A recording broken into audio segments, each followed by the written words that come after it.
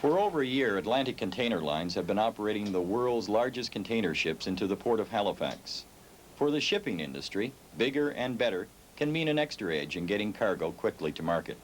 Tonight, the first in a three-part series dealing with trade between Canada and the European Economic Community. This show will focus on these massive container ships and the crews who operate them.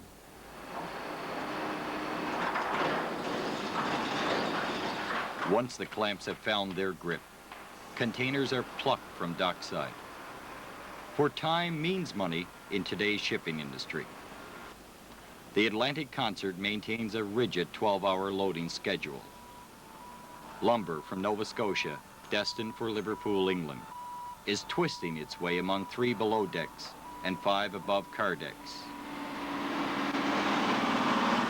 Processed maritime fish products await their turn for above-deck cargo bays. This is a critical time.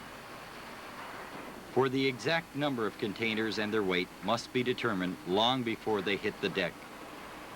This ship is worth $100 million. It's not a time for mistakes. Technology is now an integral part of the shipping industry. Calculating this load by hand would take up the whole trip. However, on Deck 7, with the help of computers, the chief can compact 6 days of figures into a number of hours.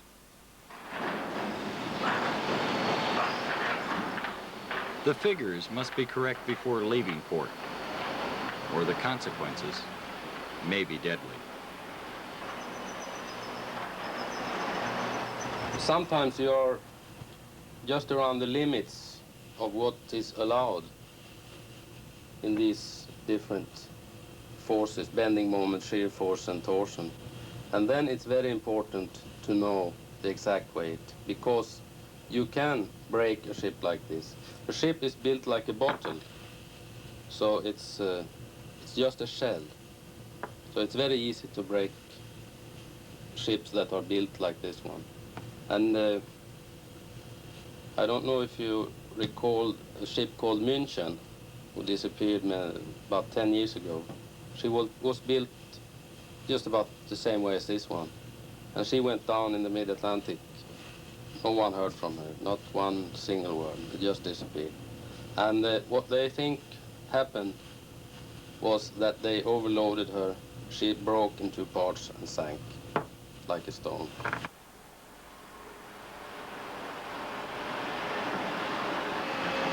I can see a very big change from the old type of container ships, where you lashed the container manually, so to say.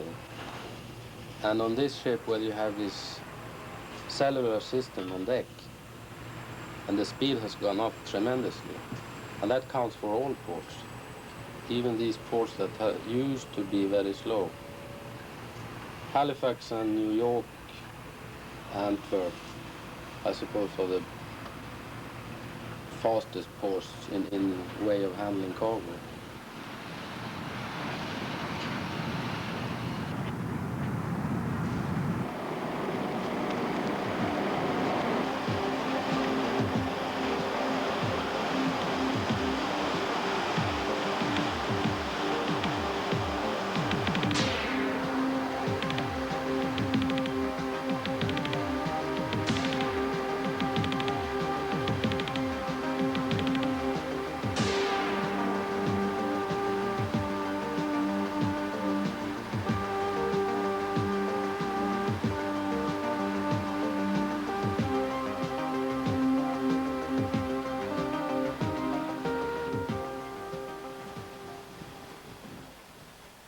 Overnight, the skipper altered course because of 3 icebergs off Newfoundland. We still have a number of hours before the concert moves away from Iceberg Alley. We are about 300 miles off Cape Race, Newfoundland, and we are heading to go north of Ireland. And last night we had some iceberg close to us, and luckily we avoid them, but we have to keep a sharp lookout still, because it could be some iceberg in the vicinity. Yes, we have just about 100 miles left in the iceberg area now. And there are still some iceberg, and we are in the middle of September, and that amazes me very much. This summer we had iceberg far south, even as far as to 40 north, which means the same latitude as New York here. And eastwards almost halfway to the Azores, and then north and northwest up to Davis Strait. What does it say to you? What indication does it give to you about water temperature? Is there any changes in sea temperature as a result? Yes, of course it is. The Labrador current is pushing all the iceberg this way from Davis Strait south and southeastward into the mid-Atlantic. And by the time it gets to here about, then they are met by the Gulf Stream, which is coming up from the southwest and is starting to melt the iceberg here. So it's just a fight between the Labrador current and the Gulf Stream, which is a hot current, a warm current. Water is very warm. Activity on the bridge picks up. Crew members know even the concert is no match for icebergs.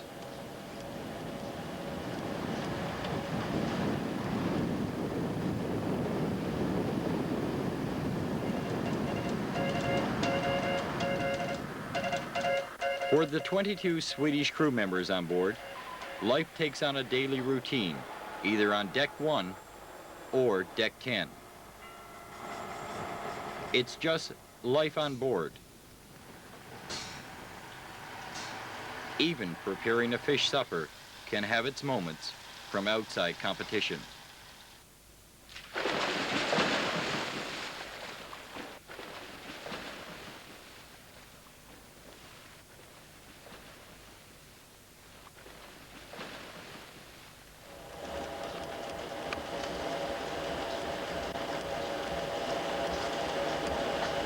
What do you find the hardest to pick up on the radar?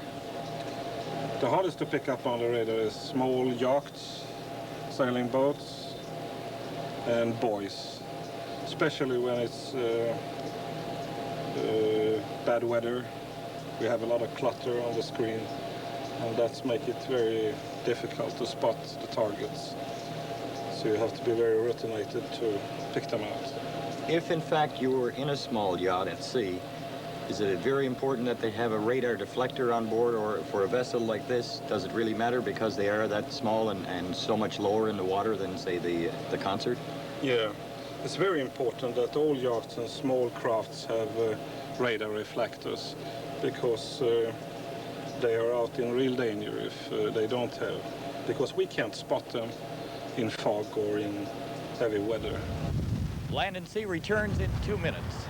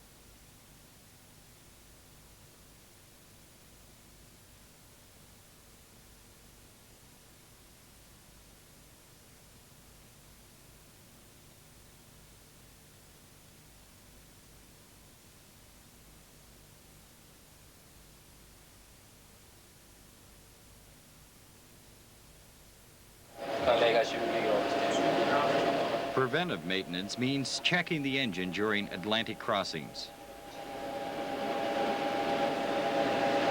Starts picking up. One 6-cylinder diesel engine with a power output of 17,475 kilowatts, or 23,760 brake horsepower. Just getting it started means a complete change from the conventional mode. Startup of such a massive piece of power requires less than one anticipates. This is the starting air compressors you see here. And we start the engine by means of compressed air, which goes into the cylinder on top of the piston and forces the piston down, and then when it comes up again, the compressed air is so heated that it ignites the fuel that is forced into the cylinder. And these big holding tanks you see here, that's the starting air receivers. We start the engine with a pressure of 30 bars. The engine control center, the very pulse of the entire ship, where circuits and buttons make the system work.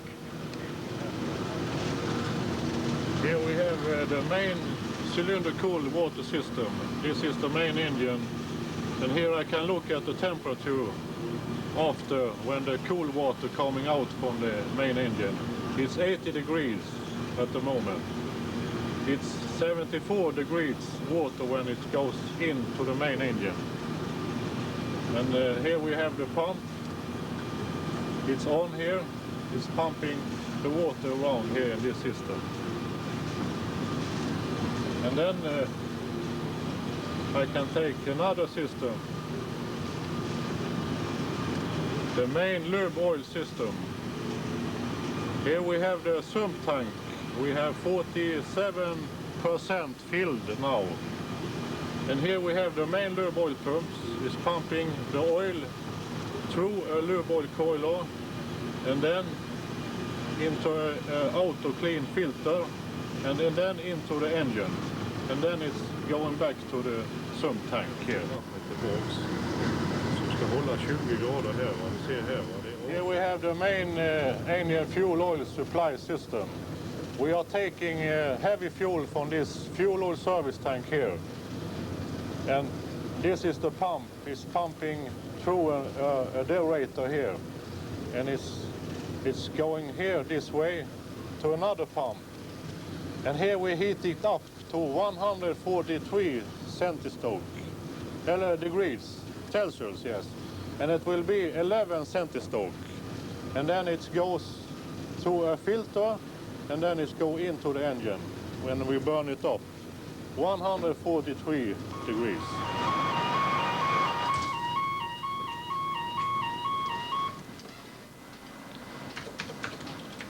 The radio officer, after 31 years at sea, has experienced many changes.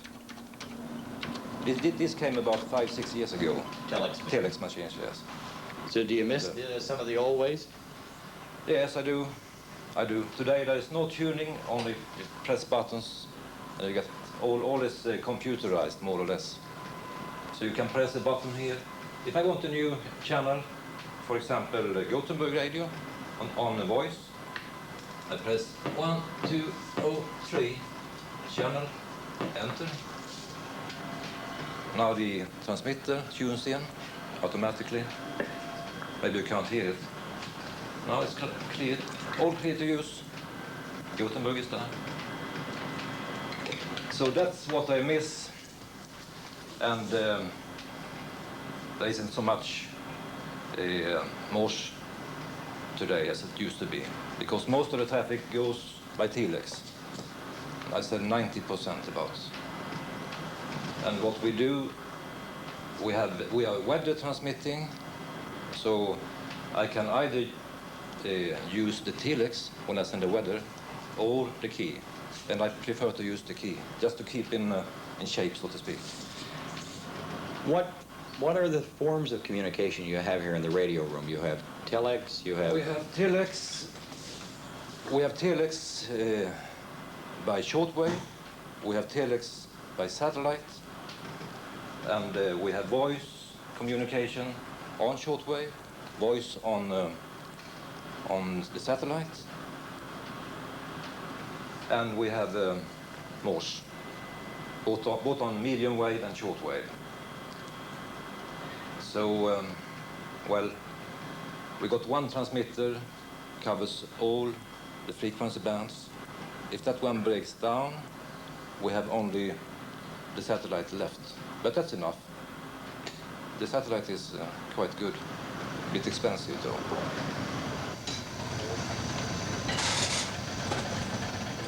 For most of the crew, supper time means the end of the working day.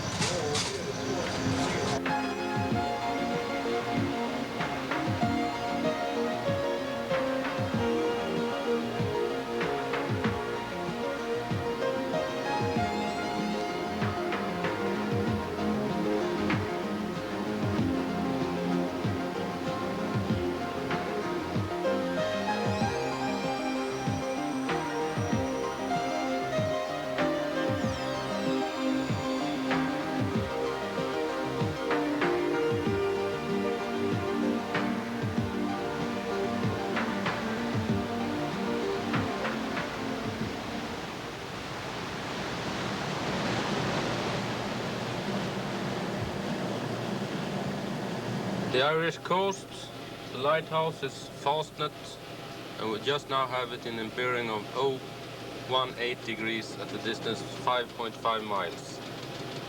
So the lighthouse is circular with the point? Yeah, that's the one with the bearing marker on it just now. And when I have that one in bearing north, I will change my course to 0.070 degrees, going up the South Irish coast.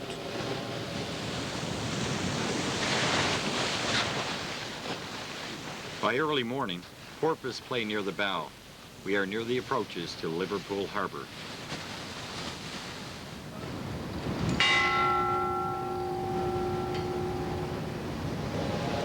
The bridge, with a span of 106 feet, is once again quite busy. Starboard 15. Starboard 15. Now on board, the harbor pilot guides the concert through the Liverpool Channel.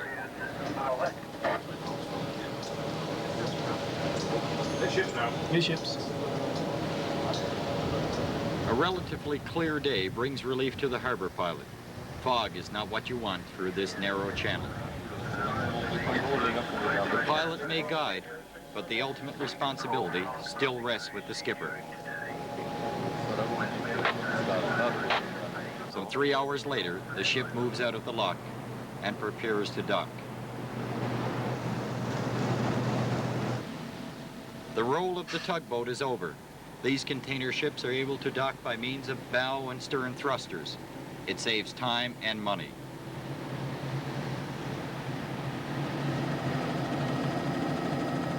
Liverpool, England docks used to be a beehive of activity, but past labor management relations are taking their toll. We have to spend 24 hours in port. Tidal changes restrict an earlier departure through the locks.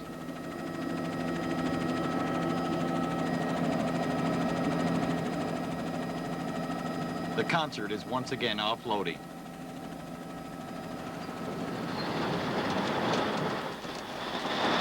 Canadian tractors and other goods are discharged after their 6-day trip from Halifax. Again, weight plays an important part of how this cargo is offloaded.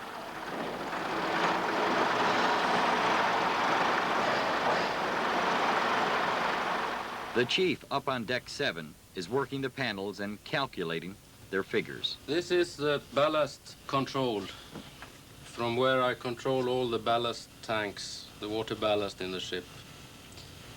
What I'm going to do now, in order to get a better trim of the ship, I will let some water down from 2 tanks down to a bottom tank. So what I do, I open up the valves from the side tank. The water goes down here through the line. I open the valve to the double bottom tank, and the water flows in to this double bottom tank, number 3. I'm letting water out from the port tank number 2. And this column here shows the percentage. We have now about 75% volume of the tank. It's not the weight, it's the volume. Up here, we have the actual weight. And as you see, it's going down. So the water is going from that tank down to the double bottom tank. And it's going rather fast. And that figure is in tons. These gauges tend to get dirty, and then we don't get the correct figures. Then I have to send the bosun out to check them manually, how much water is in the tank. And of course, if the system breaks down, you always have a manual backup. I always have a manual backup. Which would you prefer? I prefer this one because for the bosun to go around all 31 tanks will take 1 day. It's a lot of job. It was flat calm. The Atlantic was flat calm, and it was in June. For the skipper, 84. port time is a chance to reflect on his By 37 that time, years I mean, at sea. that time it He's should be enjoyed flat them, calm. but with reservation. Is it a good life for a person who'd be looking for a life of a seaman or a life at sea? Is it a good life? No, I'm not recommending it. No, it's not a good life. Even if we work nowadays, even if we work one voyage on, one trip on, and one trip off, but I don't which like is 5 weeks on and 5 weeks out. Right. Why don't you like it? No, I don't like to be away from home, and I love my home. That's one of the reasons.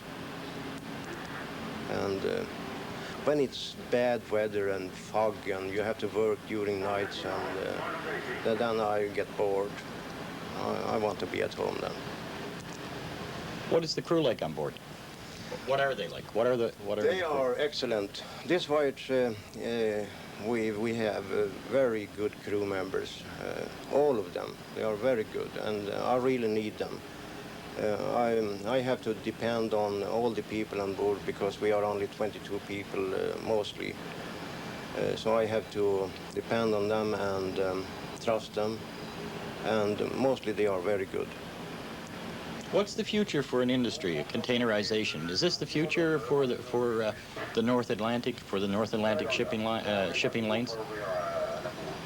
Do you think that The future, you mean this cell guide system, I would say that this is the future. And as you know, we are number 1 on the North Atlantic, and we have, of course, a lot of competitors. And the biggest competitor is US Line. And I think we have to rely on keeping the schedule, of course, and also inland transportation in all countries, and also the regularity to call the ports at a certain time.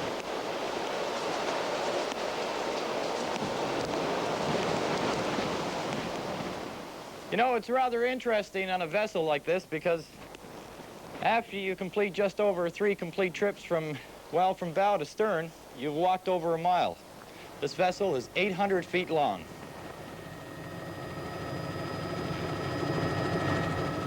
The concert and ships like her are the way of the future.